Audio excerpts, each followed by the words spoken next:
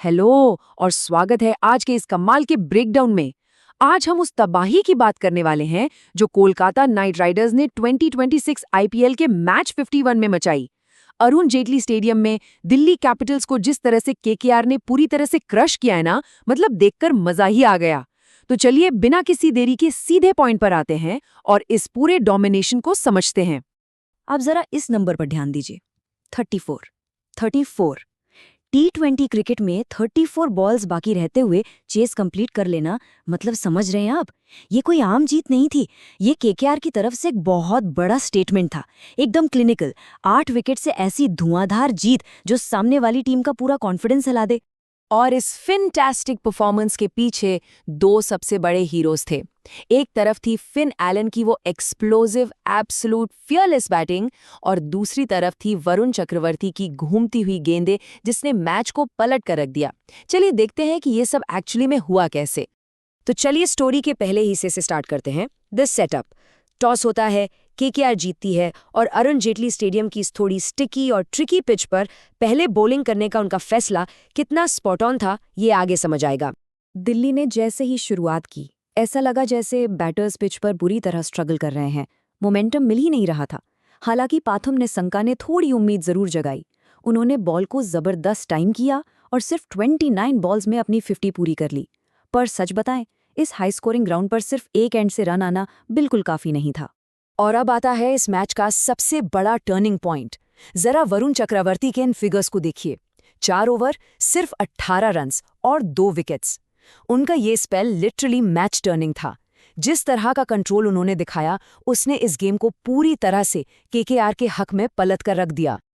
असल में हुआ क्या था कि चक्रवर्ती और सुनील नारायण ने मिलकर एक स्पिन वेब, एक ऐसा जाल बुना जिसमें दिल्ली बुरी तरह फंस गई। एकदम सफोकेटिंग, यानी सांसें रोक देने वाली टाइट बॉलिंग। उन्होंने बाउंड्रीज को कंप्लीटली ड्राई अप कर दिया। और हम सब जानते हैं, जब रन्स आना बंद होते हैं तो बैट्समैन पर प्रेशर बढ़ता है और मिस्टेक्स होती ही हैं।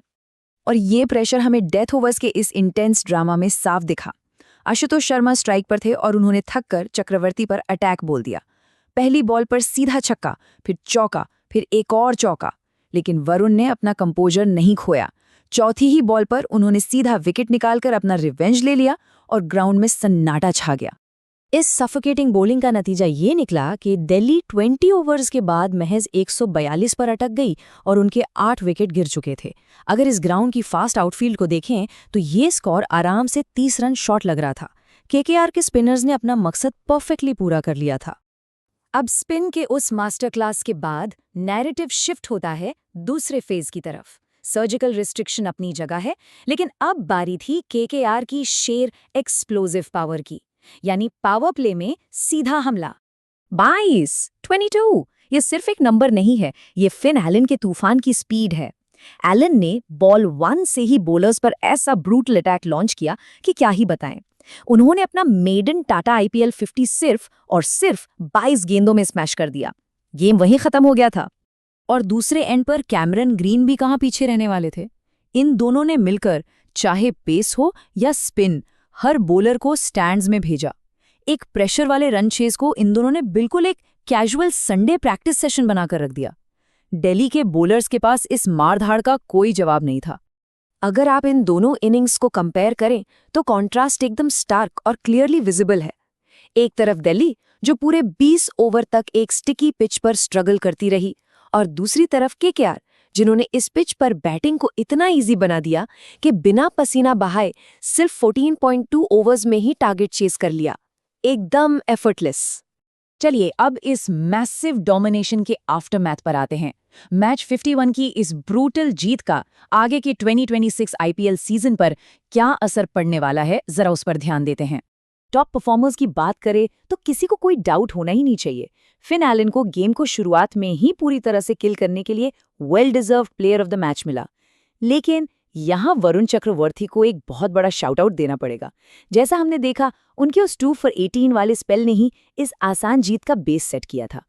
स्टैंडिंग्स पर इसका इफेक्ट बहुत क्लियर है। केकेआर ने टॉप 4 में अपनी जगह एकदम मजबूती से सॉलिडिफाई कर ली है। वो टूर्नामेंट के बिजनेस एंड में कमाल के मोमेंटम के साथ जा रहे हैं। पर दिल्ली कैपिटल्स का क्या? उनकी प्लेऑफ की उम्मीदें अब बस एक पतले से धागे से लटकी हुई हैं। अब उन्हें प्रैक्टिकली अपने सारे बचे हुए मैचेस जीतने पड़ेंगे। आगे बढ़ने से पहले आपको याद दिला दें कि कल का दिन भी कम एक्शन पैक्ड नहीं होने वाला। जयपुर में एक बहुत बड़ा और धमाकेदार क्लैश होने वाला है, Rajasthan Royals versus Gujarat Titans. ये एक ऐसा मुकाबला है जो टूर्नामेंट की दिशा तय करने में और मदद करेगा। तो इस ब्रेकडाउन को खत्म करते हुए मेरे पास आपके लिए एक सवाल है।